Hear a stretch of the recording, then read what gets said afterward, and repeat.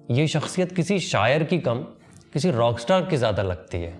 कभी अगर उनकी वीडियो देखी हो कोई भी, कैसे वो शायरी पढ़ते पढ़ते अपने बालों को सही कर रहे हैं, अपनी लटों को सही कर रहे हैं, बेबाक अंदाज उनका बोलने का कुछ ऐसे थे। मतलब 8 साल की उम्र में यार इश्क करना, 8 साल की उम्र में अपना पहला शेर कहना। पढ़ाई में बिल्कुल अच्छे नहीं थे, पढ़ाई में बिल्कुल दिलचस्पी नहीं थी उनकी, इम्तिहान में हमेशा फेल होना, दिल ना लगना किसी भी सब्जेक्ट में। लेकिन हाँ, अगर पढ़ाई में दिल नहीं लग रहा तो किसी दूसरी चीज़ में तो दिल लगेगा। तो कहते हैं कि बड़े आशिक मिजाज थे ये। 12 साल की उम्र में इनकी इमेजिनरी गर्लफ्रेंड थी और ऊपर से उस गर्लफ्रेंड का नाम भी रखा हुआ था इन्होंने, सोफिया।